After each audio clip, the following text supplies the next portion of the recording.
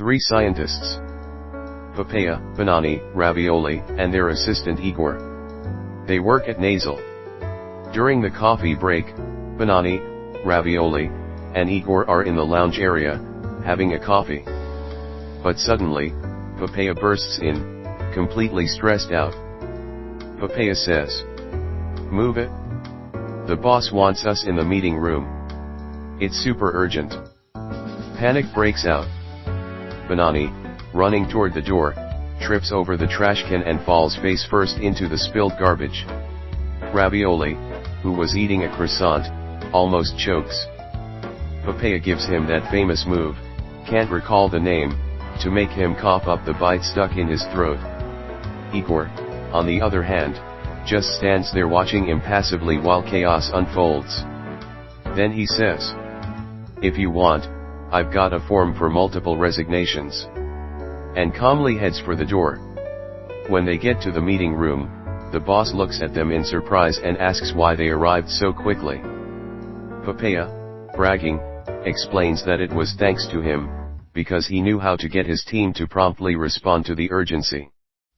But the boss replies, "What urgency? This is the meeting we've had at the beginning of every month for the past 20 years. And now, if you don't mind, I'm going to finish my coffee break in the lounge. See you in half an hour." With that, he leaves. Igor comments, "It's official, here at Nasal, the only real emergency is a good coffee." Half an hour later, the meeting begins. All the colleagues are present. The agenda is discussed. While everyone else is focused, Ravioli keeps yawning, Papaia is texting with his family, and Banani raises his hand, asking to speak. The boss notices and interrupts the meeting, saying, "Banani, what is it? Do you have something important to say?" Banani stands up and starts speaking with excessive enthusiasm. "Boss, I'll just say this, everything can be done with cut plastic bottles, wire, and tape. It's not a theory, it's applied science. I'll give you a simple example. Let's say the fan is broken. We take some plastic bottles and cut them into the shape of the parts, like the blade, the body. Then we put everything together with a nice wrap of tape. Finally, we fix the blade with wire so it can spin." While Banani is still talking, Igor comments, "At this point, to test his idea, I suggest we send him to the moon. With a few bottles and a roll of tape. If he makes it back, we promote him." After this and other mishaps, the meeting somehow ends. As the other colleagues leave the room, the boss stops Papaia and the others. He pulls them aside and says, "Starting tomorrow, you'll be assigned to a new mission." Igor interrupts, "Finding a new job?" The boss quickly replies, "Good idea, but unfortunately the mission is an investigation on UFOs. The commission has asked me to shed light on the latest cases of close encounters. Apparently, the request comes from one of our major investors." Igor shoots back, "Ah, okay. So I was only slightly off." Banani asks, "What do you mean, slightly off?" Igor concludes, "They're assigning us to a mission so absurd that no sane person would accept it. The next step? Being fired, of course. Boss. Last night, a guy was driving when he saw some kind of glowing cloud coming up from behind. Then his car stopped by itself and all the electronic instruments suddenly shut down. The guy claims he was abducted by aliens for experiments. Meanwhile, the staff at the nearby airport recorded anomalies at exactly the same time, and the radar picked up an unidentified object right then. Finally, a group of young campers in the area reported seeing the same glowing cloud.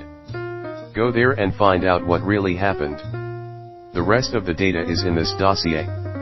The boss hands a folder to Papaia. "Boss. And make sure you don't lose it like last time." Papaia. "Yes, sir. I mean no. I won't lose it. Boss.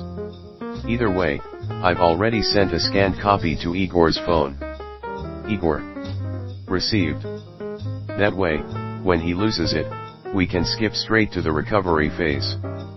Papaia, flipping through the folder. But the pages are blank. Boss. Well, we didn't really expect you to get as far as reading it before losing it. Igor. It's Nasal's new green policy. Before, the documents given to Papaia were just wasted paper and ink. Now they hand them to him blank, so when he loses them, whoever finds them can still use them to print something useful. Papaia. This is outrageous, nobody here trusts me. Boss. It's not mistrust, it's resource optimization. A few minutes later, the four are already in Papaia's car, ready to leave. Ravioli. Is it far? Banani, messing with the GPS. No, just a couple of hours from here. But halfway there, Papaia suggests a coffee stop. Papaia. There's this bar I know, they make an amazing coffee. The four walk in and head to the counter. Quick orders, cappuccino, espresso, croissant, tea. Ravioli also asks for something sweet and clears out half the pastry display. Papaia pays, then sets his wallet down on the counter. Ravioli accidentally spills water. Banani, trying to save it, moves the wallet onto the waiter's tray. Without looking, the waiter grabs the tray and carries it to a table in the back. A Japanese tourist mistakes the wallet for the menu, photographs it from every angle, then slips it into his bag as a souvenir and leaves on his tour bus.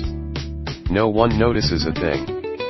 The four get back on the road, but 10 minutes later the fuel warning light comes on. Banani. Look. We're on reserve. Papaia. I'll stop at the next gas station. They arrive. Papaia fills up the tank. Ravioli. But it's only 100 kilometers. Papaia. Better safe than sorry. Igor. Yeah, as long as Nasal is footing the bill. Gas station attendant. That's 50 euros. Papaia. Right away. I'll pay by card. Papaia looks for his wallet, but of course, he can't find it. That's because it's in the Japanese tourist's backpack. Papaia. Excuse me, I've lost my wallet. Attendant. Alright, can your friends pay? Banani. I've got 30 cents. Ravioli. How much are 2.5 mini pizzas worth? Igor. Don't count on me. I already lent you my salary last week. Attendant. So what do we do then? Papaia. I've got supermarket loyalty stamps. Attendant. You must be joking. Papaia. Can I pay you on the way back? After a good scolding and lots of paperwork, the attendant finally lets them go. Igor. People say money flies, but Papaia's money, it went straight into teleportation. 2 hours later, they arrive at their destination. Ravioli. There's the town. Look, the name's on the sign. The sign reads, Town of Alien Iola. Banani. Alien Iola? What a weird name. Papaia. What's so weird about it? Igor. Alien Iola. That name doesn't ring a bell. Absolutely nothing. Papaia stops the car in front of the sign. Ravioli. And now? Papaia. No idea. Igor. You could move here. Become citizens of the town. Banani. And why would we do that? Igor. Have you ever wondered what the inhabitants of Alien Iola are called? Papaia. Alienolans. Alienoles. Igor. No. They're called alienated, just like you. The four have arrived at the site, but they have no idea what to do. Banani. Didn't you have a dossier? Papaia. Yeah, but remember? The pages were blank. Ravioli. Anyway, you've already lost it? Papaia. Of course not. It's right here with me, right here. Papaia opens the glove compartment, but finds it empty. Igor. As I said, it's an ecological matter. Luckily, I've got the real dossier on my phone. Meanwhile, the Japanese tourist, still on the bus, rummages through his backpack looking for some pills, and finds something. The tourists are speaking Japanese, but here we either read the simultaneous translation, or we pretend to understand their Japanese. Tourist. Look at this menu, isn't it unusual? Tourist's wife. That's not a menu. It's a wallet. Tourist. Oh. You're right. It looks exactly like mine. Wife. And why would a menu from this country be identical to your wallet? Tourist. I don't know. But there are 50 euros inside. Wife. We should return it. Tourist. Let me see whose it is. The tourist finds Papaia's driver's license. Tourist. Papaia? What kind of name is that? Wife. Well, at least you finally found something authentic. Tourist. Wait, I found something else. Wife. What is it? Tourist. Looks like a folder of documents. Wife. How on earth did that end up in your backpack? Tourist. No idea. Wife. What's inside? Tourist. How strange. Just blank pages. Igor later commented. Yep, blank. The only color that manages to stick in Papaia's brain.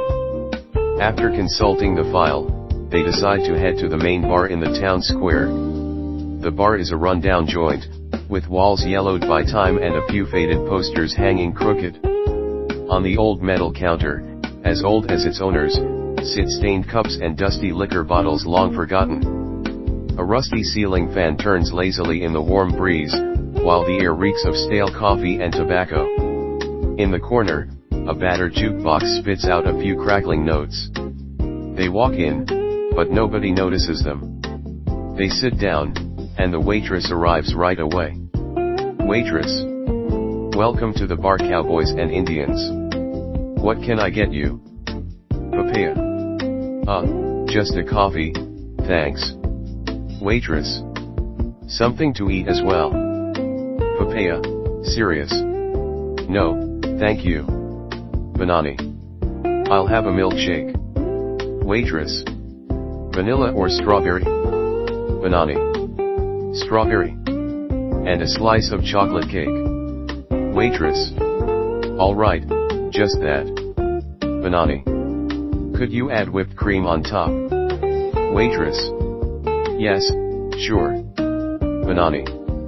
And some crushed peanuts on top of that. Waitress. Not sure.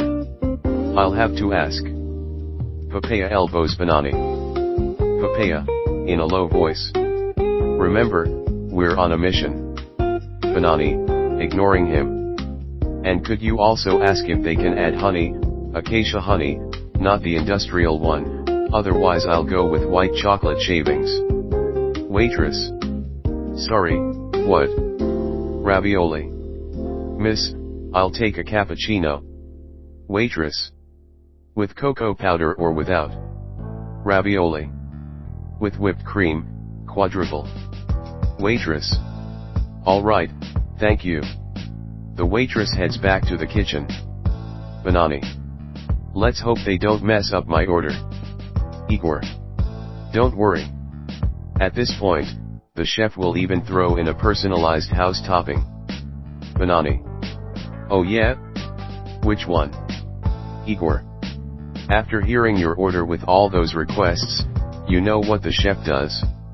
On your cake, he spits on it. Banani, worried. You think so? Papaia. Banani, ravioli. Can't you two act mature just once? Banani. Hey. The waitress forgot to take Igor's order. Igor. No, thanks. After what I've seen, I'd rather eat a pack of crackers I've got right here in my pocket.